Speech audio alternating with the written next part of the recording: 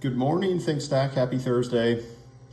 I've been working on a couple of different videos and a couple different messages, but I've decided I'm just going to jam them all into one. So sorry for the longer video, but I felt like we should address a couple topics and just hit them all at once. So if you guys can take the time to please just listen to this to the end, I would appreciate it. So I wanted to start, one of the messages I wanted to send was a message on Labor Day weekend. Didn't get around to doing that, apologize. But happy belated Labor Day. And I was reading an article about Labor Day and the origin of Labor Day. For those of you who don't know, Labor Day started in 1894, and it was primarily built to celebrate all of the workers who were participating in the Industrial Revolution. There was a lot of abuse and hard work, particularly around immigrants, and it was a difficult time, but it was a time where our labor force came together, celebrated the impact they were making on our society, and was able to join together to fight for additional rights. And I thought that it was an appropriate time, if you look at where we are as a society today, to just recognize the importance of what that was and what that meant in 1894, but I think also what that means today. So there is a technology revolution that is going on right now. Technology and technology services are delivering basically everything in our society. And similar to the impact the Industrial Revolution had, I think the technology revolution is having. So I'm excited to celebrate that and think about that. But I also want to look at some of the downsides of what happened in the Industrial Revolution. And I think what's happening today is we can see a lack of diversity in this technology revolution. And that's something at ThinkStack that we really want to change. And I think 2020 hopefully is going to be a year that sparks some of that change. So I want to celebrate Labor Day, and I want to appreciate the hard work that all of you guys put in. And all of you do each and every day. But I also want to use this as a moment of reflection to look at how can we be better and how can we change this. And I hope that ThinkStack can start to shine a light on some of the methods that we're going to be able to use and have an impact in changing the way that we hire and grow talent. And I hope in the same way that the early 1900s led to prosperity for middle-class America, I hope that this technology revolution can close that class structure and really start to have a similar impact. And I'd love for your guys' feedback and ways that we can look for opportunities to be better as an organization and lead by example. The second video I was going to make was just an announcement that we got Ventura Credit Union. So on Wednesday of this week or Tuesday of this week, Ventura Credit Union signed off on their contract. Couple things that are exciting about this. One, Ventura Credit Union, happens to be right down the street from Pete, so that's really cool. Pete's dad's a member. Second, they are a good sized credit union. They're over $1 billion in assets. They're in LA. They have a highly respected CEO who is also a female, so we always tend to find that some of the most innovative credit unions that we work with are led by females, so that's awesome. I think we're really going to enjoy working with them and with her. The other piece is that they bought everything that we do. So it's pretty exciting, and that this is going to be another People's or ABB type of relationship where we're going to be starting off getting to roll out our full suite of services and packages. So that's exciting when somebody buys into our vision. And I love that we are able to come in and have a tremendous impact. And then the last piece that I think is unique about Ventura that I wanted to highlight is that Ventura came to us as an ex-client. So Chad Ritchie was the CIO at Celerity. He has taken over as the CIO at Ventura. And because you guys have done such an awesome job delivering services to Celerity, and because he had such a positive experience, he wanted to replicate that experience. And he said, hey, they hired me to transform this credit union, and I can't think of anybody else that I need on my team to transform them other than ThinkStack.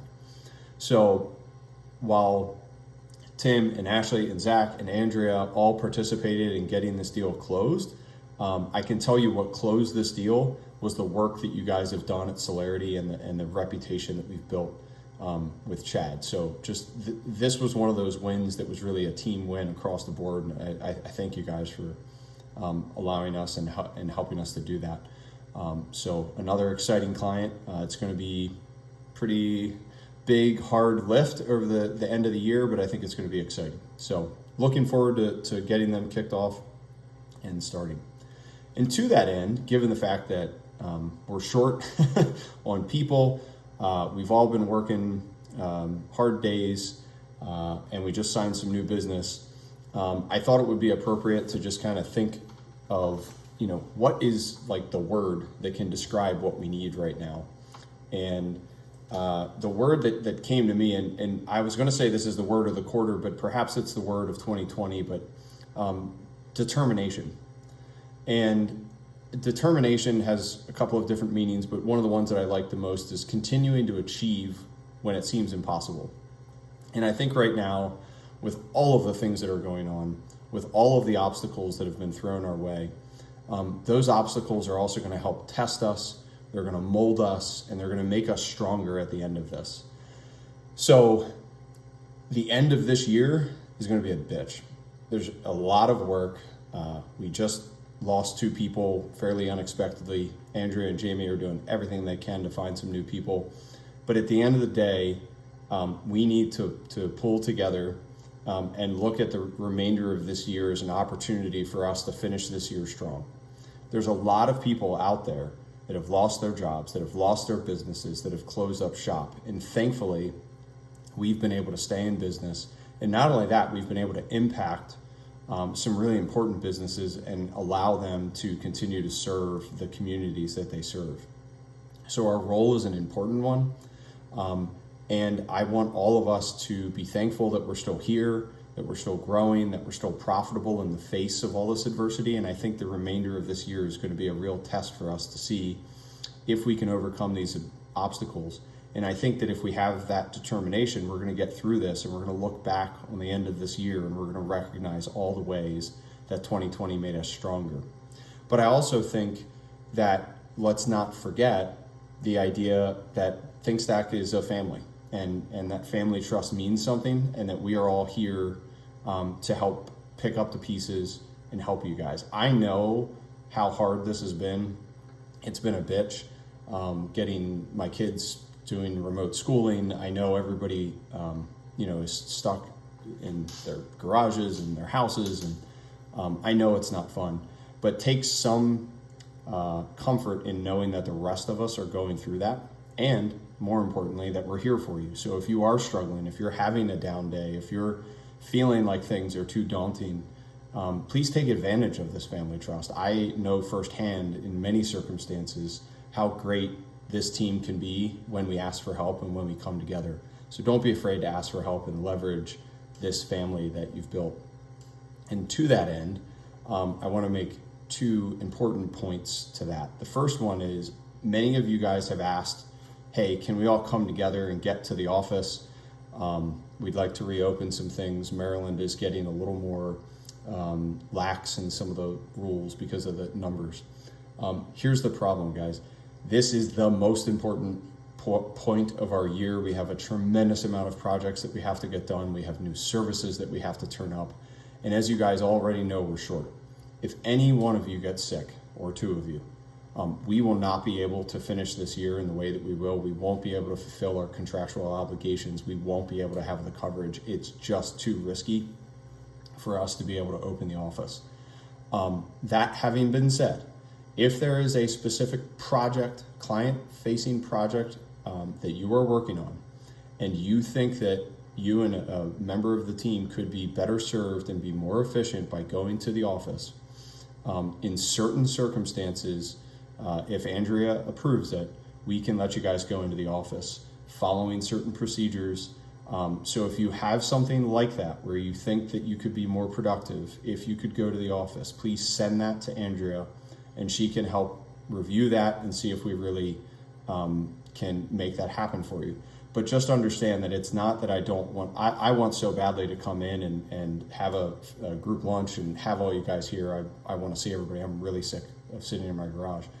But at the same time, it's just far too risky for us as an organization, and for you guys as individuals. I don't want to put anyone's health at risk, anyone's family health at risk. Trust me, the second that we think it's safe and reasonable and responsible for us to go back, I will let you guys know, and we will do that. Unfortunately, that time is not right now.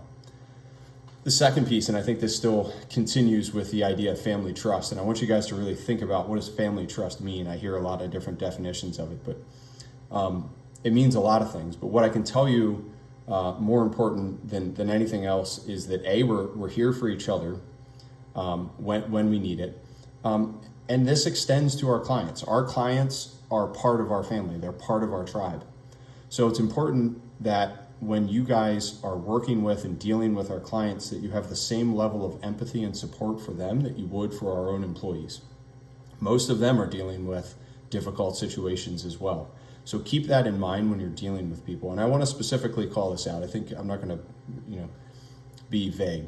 We fired Jerry on Friday, and we fired Jerry for a reason, couple reasons, but one of them is the disrespect that he showed to his clients and to his team, and B is the unwillingness to do work that was considered not his role or beneath him.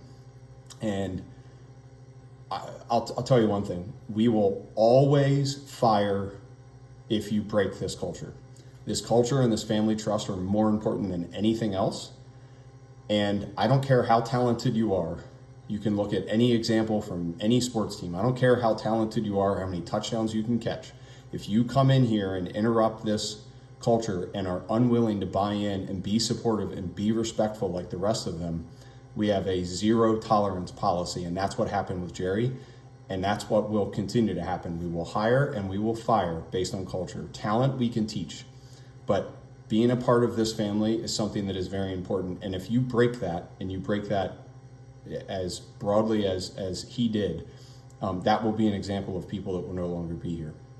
Thankfully, I don't think that's a problem, but I just want to be clear so that everyone understands. And trust me, Andrea knows how difficult this time is to let go of a person who is being a productive worker. But again, we just have no tolerance for it. So we're going to try to replace Jerry and do that. But I want to leave you guys with a point that I think is a really important part of this lesson, is that we are a small and growing company, but we're also, I don't care if we're 1,000 people. We are all doing things and serving roles that may not be specifically in our job description. That's never going to change.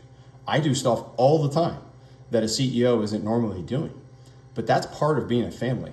I'm sure there are times when you guys were growing up or today that you're making dinners or taking the trash out or cutting the lawn, and you don't think that that's your particular role, but you do it because you're part of the family.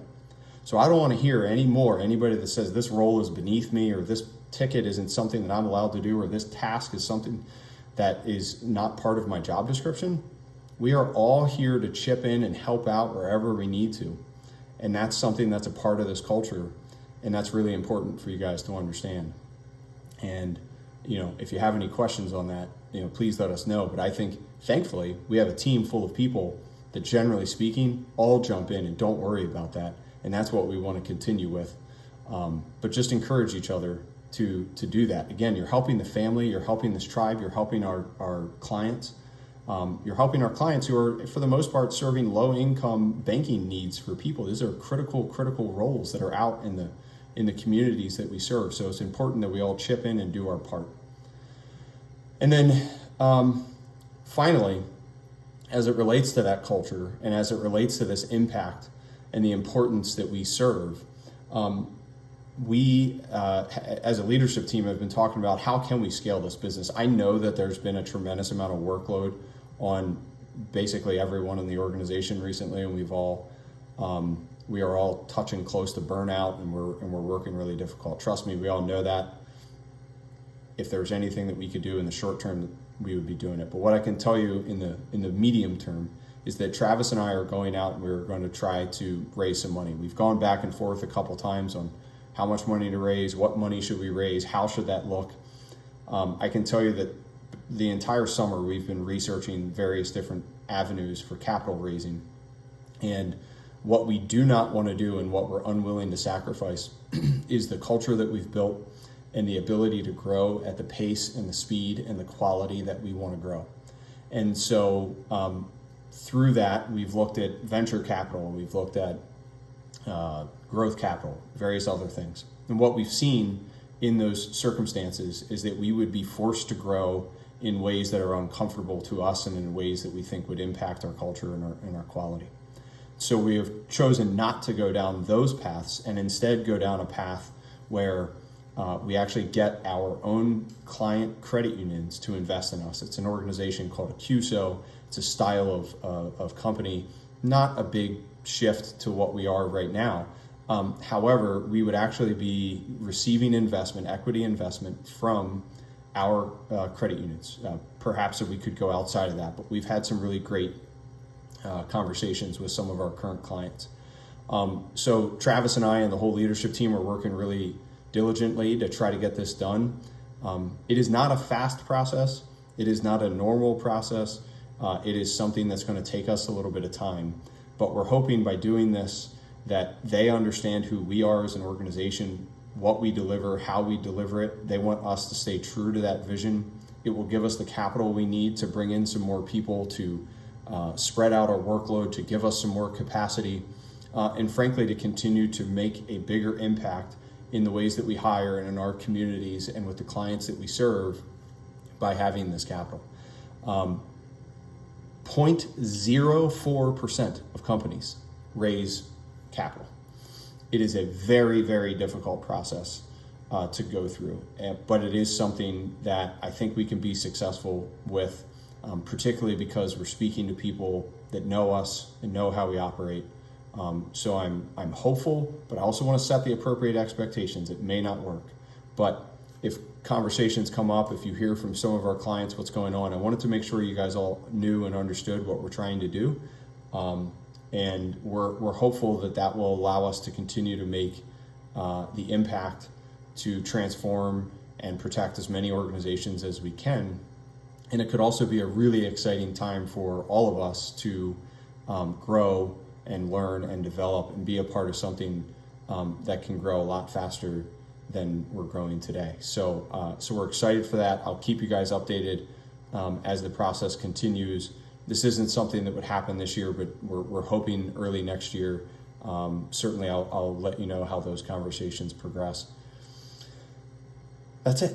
Sorry for such a long message. We had a lot to say. If you guys need anything, please reach out to me. I'm always here. I'm always available. And I just wish you all the best, and let's make the most of the remainder of this year, and let's really finish strong. Thanks.